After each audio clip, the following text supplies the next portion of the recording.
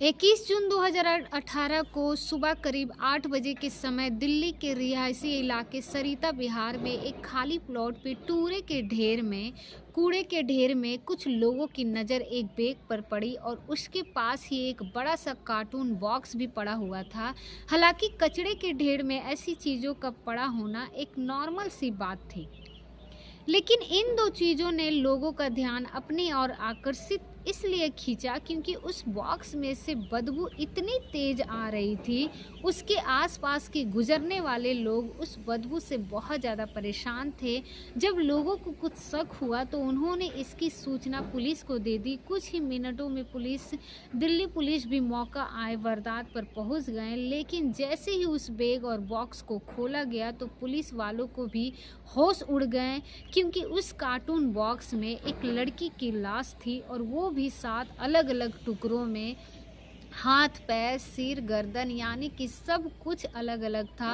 Police ने लाश को बरामद करते ही उस पोस्टमार्टम के लिए उसे भेज दिया, लेकिन जिस तरह से लाश को 7 अलग-अलग टुकड़ों में काट कर बैग और कार्टून बॉक्स में भरकर निपटाया गया था, उससे ये तो साफ था कि ये मामला कत्ल का है। लेकिन मरने वाली लड़की कौन थी और वो कहाँ रहती थी, उसका कत्ल किसने किया, उसकी लाश के इतने टुकड़े किस वजह से किए गए, ये सभी सवाल पुलिस के मन में जो है अभी अनसुलझे थे। पुलिस को इन सभी सवालों के जवाब जानने थे और कातिल तक पहुंचने के लिए सबसे पहले मरने वाली लड़की की पहचान कराना जरूरी था। लेकिन पुलिस के सामने सबसे बड़ी प्रॉब्लम ये थी कि आसपास के इलाकों में रहने वाले लोगों से पूछताछ करने पर, साथ ही उस बैग और कार्टून की पूरी कहानी बताने के बाद भी मरने वाली लड़की की कोई भी पहचान नहीं हो पाई थी। यहाँ तक कि उस लड़की को कपड़े पहने हुए थे। पुलिस ने आसपास के लोगों को वो कपड़े भी दिखाए, लेकिन फिर भी कहीं से कोई सुराग नहीं मिल रहा था। इसके बाद आसपास के इलाकों के तमाम गुमशुदा लोगों की लिस्ट तैयार की गई, लेकिन फिर भी कहीं से कुछ पता नहीं चला। इसी तरह कोशिश करते करते कई दिन बीत गए, लेकिन फिर अचानक जांच के दौरान पुलिस की नज़र एक ऐसी चीज़ पर पड़ी जिससे पुलिस को लगा कि शायद इससे मरने वाले के बारे में कोई सुराग मिल जाए। दरअसल कातिलों ने जिस कार्टून बॉक्स में लाश के टुकड़े भरकर उस टुकड़े कूड़े के ढेर में फेंके थे, उस बॉक्स पर एक कुरियर कंपनी का एड्रेस लिखा हुआ था और पुलिस ने सोचा कि हो सकता है शायद इस एड्रेस से ही कोई सुराग मिल जाए। इसीलिए पुलिस की एक टीम तुरंत गुरुग्राम में स्थित उस कुरियर कंपनी के ऑफिस में पहुंच जाती है और वहां पहुंचकर पुलिस ने उस कंपनी के अफसरों को कार्टून बॉक्स की फ़ोटो दिखाई। इत्तेफाक से कुरियर वालों ने उस बॉक्स की पहचान कर ली। उन्होंने बताया कि इस तरह के कार्टून बॉक्स में उसके एक कस्टमर ने यूएई से कोई पार्सल बुक मंगवाया था और उस कस्टमर का नाम था जावेद अख्तर। और इसके बाद कुरियर वाले के बताए पते पर पुलिस तुरंत जावेद अख्तर के घर अलीगढ़ पहुंचती है और वहां पर उन्हें ना सिर्फ जावेद मिल गया, बल्कि उसने अपने कार्टून बॉक्स की फ़ोटो भी पहचान ली। और पूछताछ करने पर जावेद ने बताया कि उसने 3 साल पहले ऐसे ही कई कार्टून बॉक्स में यूआई के से ज़रूरत का कुछ सामान मंगवाया था और उनमें से कुछ बॉक्स थे उसने अपने नौकरानी को दे दिए थे और कुछ बॉक्स उसने दिल्ली के शाहीन बैग वाले अपने घर पर रखवा लिए थे। जावेद अख्तर ने बताया कि शाहीन बाग वाले उस मकान में कुछ लड़के किराए पर रहते हैं। इसके बाद पुलिस तुरंत दिल्ली के शाहीन बाग पहुंचती है, क्योंकि अब पुलिस की सारी उम्मीदें जावेद अख्तर की नौकरानी और उसके शाहीन बाग वाले मकान पर टिकी हुई थी। यानी पुलिस के जो भी सुराग मिलना था वो इन्हीं 2 जगहों से मिलना था और इसीलिए पुलिस की टीम सबसे पहले जावेद अख्तर की नौकरानी के घर पहुंचती है, लेकिन वहां पर खाली बॉक्स मौजूद थे। इसके बाद पुलिस जावेद के शाहीन बाग में स्थित मकान पर पहुंची, लेकिन पुलिस का माथा तब ठनका जब उन्होंने देखा कि वहां पर तो ताला लगा हुआ था और 1.5 साल जावेद ने ये मकान शाहिद अली अंसारी नाम के व्यक्ति को किराए पर दे रखा था। शाहिद पेशे से एक इंजीनियर था, लेकिन अचानक वो अपने पूरे परिवार को लेकर वहां से गायब हो चुका था और इसके बाद पुलिस अब शाहिद अली पर ही सख्त होने लगा था और पुलिस ने आसपास के लोगों से साजिश के बारे में जानकारी जुटाने की कोशिश की तो पता चला कि शाहिद उस मकान में अपनी पत्नी, 2 बच्चों और एक भाई के साथ रहता था। पड़ोसियों के मुताबिक शाहिद ने उन्हें बताया था कि वो एक मकान छोड़कर जा रहा है, यानी अब वो कहीं और जाकर रहेगा। इसीलिए उसने आसपास के दुकानदारों, धोबी और ऐसे ही काम करने वाले कई लोगों के पैसे भी चुका दिए थे। लेकिन अब पुलिस के लिए सबसे बड़ी चुनौती ये थी कि उसे कैसे ढूंढा जाए, क्योंकि साजिश ने मकान छोड़ने से पहले किसी को भी ये नहीं बताया था कि अब वो कहाँ जाकर रहेगा। यहाँ तक कि उसने अपने दोस्तों और करीबी रिश्तेदारों को भी इस बारे में कुछ नहीं बताया था, जिसकी वजह से पुलिस का शक अब साजिश पर गहराने लगा था। लेकिन उस लड़की का कत्ल राज जानने के लिए पुलिस ने अब हर हाल में साजिश अली अंसारी तक पहुंचना जरूरी था और साजिश का पता लगाने के लिए पुलिस ने शाहीन बाग में दुकानदारों और पड़ोसियों से पूछताछ करनी शुरू की और इस पूछताछ में पुलिस को एक बहुत बड़ी कामयाबी मिली। पुलिस को पता चला कि शाहिद का बड़ा भाई हरमत अली अंसारी भी शाहिद बाग में ही रहता था, लेकिन उसका मकान साजिश के मकान से थोड़ी दूरी पर है। हरामत के बारे में पता चलते ही पुलिस बिना देरी किए हुए तुरंत उसके घर पहुंचती है और पुलिस को ना सिर्फ हरामत बल्कि इत्तिफाक से साजिश भी वहीं पर मिल गया। लेकिन अब सवाल ये था, क्या साजिश ही वो व्यक्ति था जिसने उस लड़की का कत्ल किया था? लेकिन वो लाश किसकी थी जिसे कार्टून बॉक्स में भर कर ठिकाने लगाया गया था? और अगर साजिश का इस कत्ल में कोई लेना देना ही नहीं था तो फिर अचानक उसने अपना मकान क्यों छोड़ दिया था? सवाल तो कई थे पर अभी तक जवाब एक भी नहीं था। लेकिन अब पुलिस को भी हर सवाल का जवाब चाहिए था।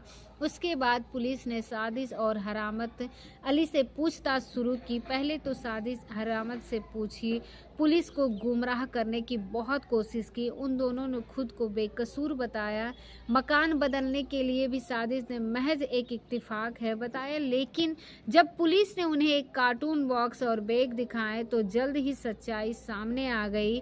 उस कार्टून बॉक्स और बैग को देखकर साजिश की जुबान लड़खड़ाने लगी, जिसके बाद कड़ाई से पूछताछ करने पर उसने अपना जुर्म स्वीकार कर लिया और उस लड़की का कत्ल कोई और नहीं बल्कि वही वो लड़की थी, कोई और नहीं बल्कि उसकी पत्नी राजवाला उर्फ जूही अंसारी थी। लेकिन सबसे बड़ा सवाल ये था कि आखिर साजिश ने अपनी ही पत्नी का जान क्यों ली और कत्ल करने के बाद उसे टुकड़ों में काटकर क्या उसने अकेले ही ठिकाने लगाया था या फिर इस काम में उसके साथ कोई और भी शामिल था? अब साजिश पुलिस की गिरफ्त में था और वो अपना जुर्म भी स्वीकार कर चुका था, लेकिन उसने अपनी पत्नी के कत्ल की जो वजह है वो तरीका बताया। उसने पुलिस वालों को भी दिमाग घुमा कर रख दिया। दरअसल इस घटना के करीब 7 साल पहले यानी कि साल 2011 में बिहार के चंपारण की रहने वाली राजबाला के मोबाइल पर साजिश पर फोन आया कि एक रॉन्ग नंबर है। उस समय राजवाला उर्फ जूही ने जो साजिश को जानती थी और ना ही कभी उससे साजिश को देखा था, अब एक इत्तिफाक कहे या फिर जूही की बदकिस्मती कहे, लेकिन चूंकि किस्मत में उन दोनों का मिलना लिखा था तो उसी दौरान जूही को रॉन्ग नंबर वाले साजिश से प्यार हो गया और फ़ोन पर बात करते करते साजिश और जूही दोनों एक दूसरे से इतना प्यार करने लगे थे कि बात शादी तक पहुंच गई और अब तक दोनों शादी करना चाहते थे। लेकिन उन दोनों का ताल्लुक अलग अलग धर्मों से था। साजिश एक मुस्लिम लड़का था तो वही राजबाला हिंदू धर्म से बिलोंग करती थी। इसीलिए जूही के परिवार वालों ने साजिश के साथ उनकी शादी करने से साफ इनकार कर दिया। लेकिन उन दिनों ने जूही के घर वालों के खिलाफ जाकर लव मैरिज कर ली और इसके बाद वो दोनों किराए के मकान पर रहने लगी। साजिश एक मिडिल क्लास फैमिली का में था। हालांकि उसने इंजीनियर कर रखी थी, लेकिन वो बेरोज़गार था। साजिश के पास कोई रोज़गार नहीं होने की वजह से उन दोनों ने दिल्ली जाने का फ़ैसला किया। साजिश और जूही शादी के 1 साल बाद यानी कि साल 2015 में दिल्ली आ गए और वो दोनों शाहीन बाग में आकर किराए पर रहने लगे और एक अच्छी नौकरी की तलाश करने लगे। लेकिन दिल्ली में भी साजिश को कोई अच्छी जॉब नहीं मिली, इसीलिए वो दोनों छोटे मोटे काम करके अपना घर चलाने लगे और धीरे धीरे समय बीतता रहा और फिर कुछ सालों में उनके 2 बेटे भी हो गए, जिसकी वजह से साजिश के लिए अब परिवार का खर्च चलाना बहुत मुश्किल हो गया था और उसकी फाइनेंशियल कंडीशन इतनी ख़राब हो चुकी थी कि अब वो दोनों पति पत्नी के बीच पैसे को लेकर हर दिन दहाड़े झगड़े होने लगे। और इसी बीच साजिश किसी और लड़की के साथ अफेयर भी शुरू हो गया था। और एक दिन की बात है, किसी तरह जूही को पता चल गई कि जिसकी वजह से उन दोनों के बीच फिर से झगड़ा शुरू हो गया। साजिश रोज़ रोज़ के झगड़ों में इतना तंग आ चुका था कि अब उसने जूही को अपने रास्ते से हटाने का फैसला कर लिया और पत्नी को निजात पाने का फैसला कर चुके थे। साजिश ने उस रात कत्ल की पूरी प्लानिंग की और तैयारी से पहले ही कर ली थी और फिर उस प्लानिंग के तहत साजिश ने अपने दोनों बच्चे को बड़े भाई हरामत के घर पर छोड़ दिया ताकि उनकी गैर मौजूदगी में उनकी मां को आसानी से कत्ल कर सके। हालांकि पति पत्नी के बीच झगड़े किसी घर में क्यों हर घर में होती है, लेकिन उस दिन जूही को नहीं पता था कि उसने पति साजिश से झगड़ा करना उनकी मौत की वजह बन जाएगी। रोज रोज के झगड़े से तंग आ चुके थे। साजिश के दिमाग में तो उस रात कुछ और ही चल रहा था और उस रात घर पर साजिश और जूही अकेले थे। लेकिन अब जूही की जान लेने के लिए भी साजिश को एक वजह चाहिए थी। उसके लिए साजिश ने उस रात खुद ही जूही के साथ झगड़ा करना शुरू कर दिया और उस रात पहले तो उसने दोनों में जमकर कहा सुनी हुई और फिर साजिश ने वही किया जो उसके दिमाग में पहले से ही चल रहा था। वो अचानक अपनी जगह से उठा और उसने पूरी ताकत से जूही का गला दबाना शुरू कर दिया, जिसकी वजह से चंद मिनटों में ही जूही की जान चली गई। लेकिन अब साजिश के सामने चुनौती यह थी कि वो अपनी पत्नी की लाश को कैसे निपटाया जाए, क्योंकि वो घर में अकेले था, बस की बात नहीं थी।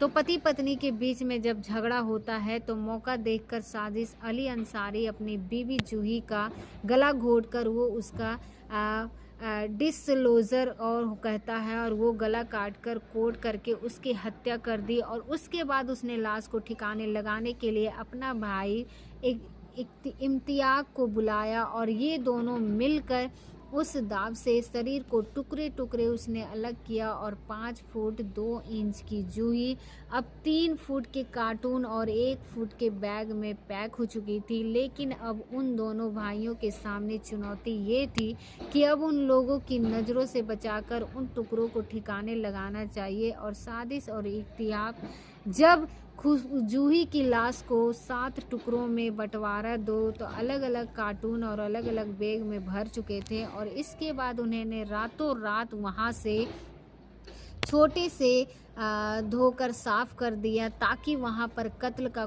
कोई भी सुराग ना रहे। लेकिन अभी भी दोनों भाइयों के लिए उन बड़े और भारी कार्टून को बैग को बाइक पर उठाकर कहीं और ले जाना आसान नहीं था। इसीलिए अब उन दोनों ने अपने भाई हरामत अली को फ़ोन किया और इस गुनाह में अपने भाइयों का साथ देने के लिए हरामत अली अपने किसी दोस्त से उनकी कार मांगा और फिर वो तीनों भाई रात के तीसरे पहर पर यानी कि सुबह होने से कुछ देर पहले जूही की लाश को लेकर निकल पड़े। और वो लोग पहले से देर उस पूरे इलाकों को चक्कर लगाते रहे ताकि लोगों की नज़र से बचकर उस लाश को ठिकाने लगा सके और फिर उन्हें सरिता बिहार के हाजी कॉलोनी इलाके में एक कूड़े का ढेर नजर आया और इसके बाद चुपके से कार्टून और बैग दोनों को कूड़े में फेंक कर वो लोग वहां से फरार हो गए। बरामद को पूरे अंजाम देने के बाद सुबह सुबह वो अपने बड़े भाई और हरामत अली अंसारी को इन्होंने इसमें शामिल किया। हरामत अली अंसारी अपने एक साथी का एक्टिका कार लेकर आया और तीनों मिलकर इस डेड बॉडी को ठिकाने लगाने के लिए, तमाम सबूत मिटाने के लिए तीनों भाई मिलकर गाड़ी में कार्टून और काला बैग को लोड करके शाही बाग के इलाके में जगह ढूंढते हुए सरिता विहार इस वॉकेट प्लांट में आ पहुंचे। और देखिए कि जिस साजिश को हाथ मारी हुई जूही के साथ टुकड़े किए गए, फिर उन टुकड़ों का आखिरी ठिकाना कूड़े पर ढेर बना दिए। उसी साजिश जूही ने अपने घर वालों के खिलाफ जाकर लव मैरिज की थी, लेकिन कहते हैं कि एक झूठ को छिपाने के लिए कई झूठ बोलने पड़ते हैं। हालांकि ये जो बात थी लाश को छिपाने की थी, भाइयों ने उसके जुर्म को छिपाने की पूरी कोशिश की, जिसमें एक भाई ने कत्ल कर बाद अपनी भाभी की लाश के करने में अपने भाई की मदद की, जबकि दूसरे भाई ने उसके साथ मिलकर लाश को ठिकाने लगाने में उसका हाथ बटाया। इधर 7 जन्मों का साथ निभाने का वादा कर साजिश ने राजबल्ला उर्फ जुन्निम के साथ इस घटना के साथ पहले ही शादी की थी, लेकिन मात्र 7 सालों के भीतर ही आर्थिक तंगी को लेकर उन दोनों के रिश्ते इतने खराब हो गए थे कि साजिश को अपनी पत्नी को बड़ी ही बेरहमी से कत्ल करके उसकी लाश को टुकड़े में कर दिए। लेकिन जिस बॉक्स में लाश को ठिकाने लगाया गया था, आखिर उसी बॉक्स के जरिए पुलिस ने कातिलों का पता लगा लिया। वैसे वजह चाहे जो भी हो, लेकिन ये जुर्म जितना खौफनाक और इसकी कहानी भी उतनी ही अफसोस थी। खैर, पुलिस ने उन तीनों के लिए बयान दिए। सबूतों के आधार पर उनके खिलाफ चार्जशीट तैयार करके उनके कोर्ट में पेश किया गया, जहां से उन्हें जेल भेज दिया गया। हालांकि ये केस अभी भी कोर्ट में चल रहा है और आरोपियों को सजा होना अभी बाकी है। जूही कत्ल के बाद उन दोनों बेटे को नाना नानी को सौंप दिए गए और उन दोनों बच्चों की परवरिश जूही के माता पिता ही कर रहे हैं। दोस्तों, इस घटना को सुनाने का उद्देश्य किसी का दिल दुखाना नहीं, किसी का परेशान करना नहीं, बल्कि आपको जागरूक करना है, आपको सचेत करना है। दोस्तों, इस पूरी घटना के बारे में आपकी क्या राय है, कमेंट बॉक्स में ज़रूर बताएं। और अगर हमारी मेहनत पसंद आई होगी तो इस वीडियो को लाइक करके चैनल को भी सब्सक्राइब कीजिएगा और वीडियो को शेयर ज़रूर कीजिएगा। मिलते हैं अगले वीडियो में, तब तक के लिए आप सभी लोगों का बहुत बहुत धन्यवाद।